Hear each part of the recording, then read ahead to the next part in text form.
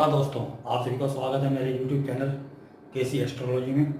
और जो आज का विषय है हमारा एक ऐसा योग जो कि नीच भंग राजयोग के नाम से जाना जाता है, जिसके नाम से ही आपको मालूम चल रहा है कि नीच भंग यानी कि नीचता को समाप्त करने वाला जो ग्रह नीच का बैठा हो, तो हमारे शास्त्रों में बोला गया है कि भाई वो बहुत ही बुरे फल देता है। तो वो जो है कि उसकी जो नीचता जो है कि वो भंग होने के बाद यानी नीचता समाप्त होने के बाद वो ग्रह जो है कि बहुत ही अच्छे फल देने लग जाता है। और शास्त्रों में लिखा गया है कि एक उच्च के ग्रह की तरह समान वो जो कि फल देता है। तो उस पर हम आज चर्चा करेंगे। तो उसके जो है कि नियम है, नीचे जो कि राशि में जो बैठे ग्रह के नीचता को समाप्त करने के या नीच भंग करने के। तो वो नियम है, पहला नियम तो ये है कि जो ग्रह नीच का है, जिस राशि में नीच का है उसका स्वामी वहीं बैठ जाए उसके साथ, तो नीच भंग हो जाएगा। दूसरा नियम कि जहां पर वो नीच का ग्रह बैठा है वहां पर कोई उच्च का ग्रह बैठा हो उसके साथ, तो भी नीच भंग राज हो जाएगा। तीसरा नियम ये है कि जिस राशि में वो नीच का है उस राशि का स्वामी कहीं जाकर उच्च का हो जाए, तो वो भी नीच भंग राज होगा। और चौथा नियम कि जो ग्रह जो है कि नीच का है, जिस राशि के अंदर नीच का है, उसका स्वामी नीच के ग्रह को देखता हो, तो नीच भंग राजयोग हो गया। और जो चौथा नियम है, मतलब पांचवा नियम जो है कि हमारा एक किताब मतलब ग्रंथ है ज्योतिष का, जो तमिल साइड में तमिल भाषा में लिखा गया है, कुमार स्वयं, उसमें बताया गया है कि जब ये चंद्रमा से अगर केंद्र में नीच का ग्रह आ जाए, यानी कि चंद्रमा से केंद्र में अगर नीच राशि के अंदर कोई ग्रह बैठा हुआ है, तो उसको भी नीच भंग राजयोग की तरह लेना चाहिए। तो इस प्रकार से हमारे 5 नियम हो गए। अब इसको कुंडली पे लगाकर देखते हैं। जो कि पहला नियम मैंने बताया, वो बताया कि जो नीच का ग्रह है कि सौ राशि के ग्रह के साथ बैठा हो। मान लीजिए कि शनि यहाँ नीच का होता है 1 नंबर राशि में, इसके साथ मंगल बैठ गए,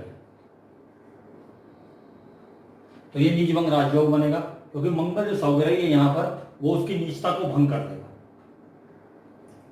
या मान लीजिए कि जो है कि हमारा जो है कि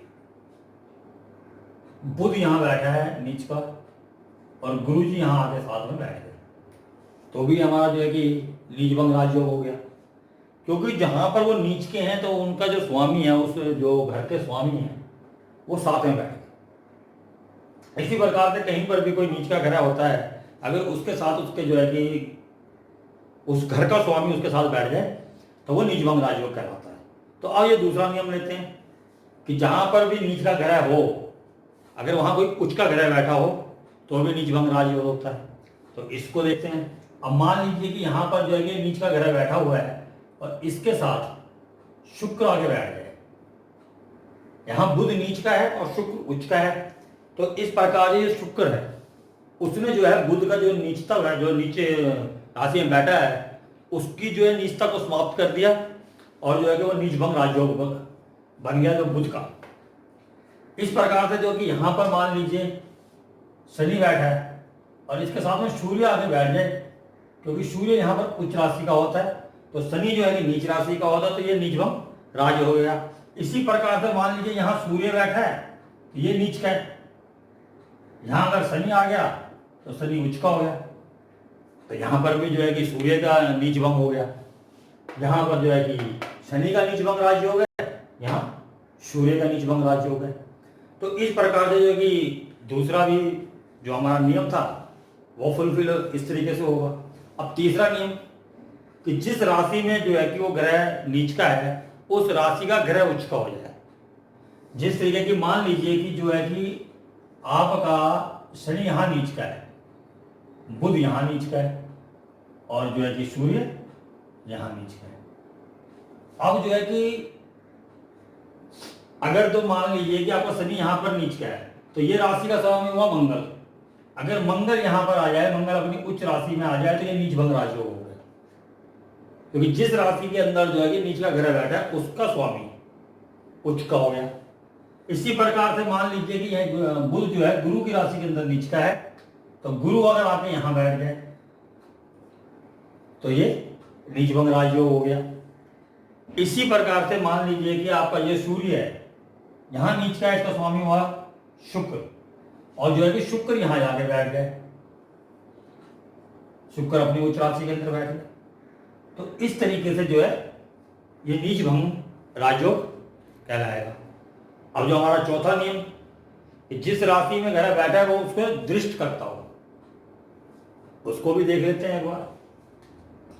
मान लीजिए शनि यहां बैठा है नीच का, और मंगल यहां से चौथे दृष्टि से देख रहा है। यहां तो मंगल जहां उच्च का होता है वहां से नीच के शनि को देखेगा ही देखेगा, 1 2 3 4 अपनी चौथी दृष्टि से शनि पे देख रहा है। इसी प्रकार से जो इसके अंदर अगर आप देखें तो जहां पर शुक्र नहीं, मतलब कि जहां पर बुध नीच का होता है, और बुध को जो गुरु अपने साथ 8 9 नौवीं दृष्टि से देख रहे हैं वहां, ये भी जो कि हमारा फुलफिल हो गया। यानी कि जो चौथा नियम दिया हुआ तकरीबन मान लीजिए कि सूर्य यहां पर है और जो कि शुक्र, अब यहां पर कंडीशन क्या है कि हमारे 2 में तो हो गया, पर शुक्र यहां बैठा हुआ, तब नीच भंग होगा इसका, क्योंकि ये शुक्र की सिर्फ एक ही दृष्टि है।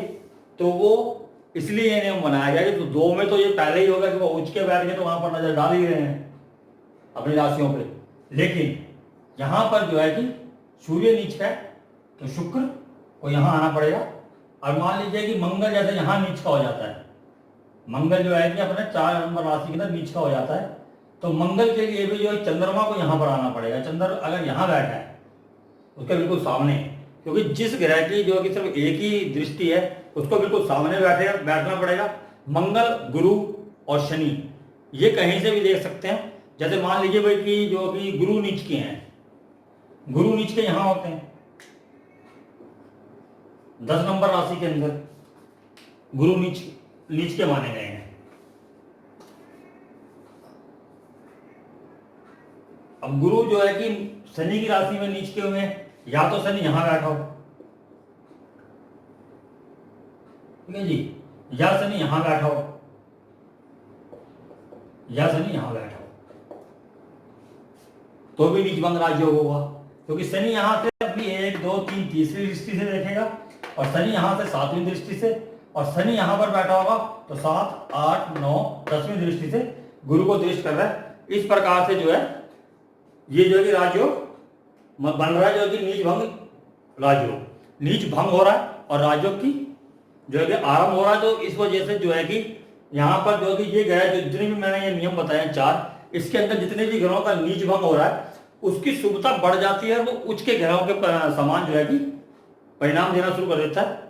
इस तरीके से देखना। बाकी जो 5वां नियम है जो मैंने बताया कि जो हमारे तमिल साइड के जो महान ग्रंथ है उसके अंदर जो है कि कुमार स्वयं, उसके अंदर जो बताया गया कि चंद्रमा से केंद्र के अंदर होना चाहिए।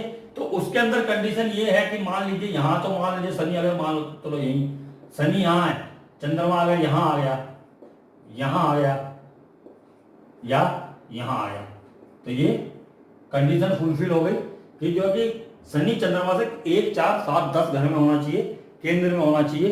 तो शनि का यहाँ पर नीच भंग हो गया। अब इस प्रकार मान लीजिए कि यहाँ पर बुध नीच है, तो बुध अगर वहां पर नीच का होता है तो उसको जो है कि चंद्रमा से केंद्र में आना है। तो चंद्रमा को या तो यहां होना चाहिए 1 2 3 4, या चंद्रमा को यहां होना चाहिए, यहां से जो कि 7 का आ गया, या चंद्रमा को यहां होना चाहिए 7 8 9 10। तो इस प्रकार से या चंद्रमा उसके साथ बैठा हो, यानी कि जो नीच का ग्रह है अगर उसके साथ में चंद्रमा बैठा है तो उस ग्रंथ के हिसाब से जो है कि वो चंद्रमा अगर साथ ही बैठा है तो नीच भंग बना रहा है। तो इस तरीके से देखा जाएगा।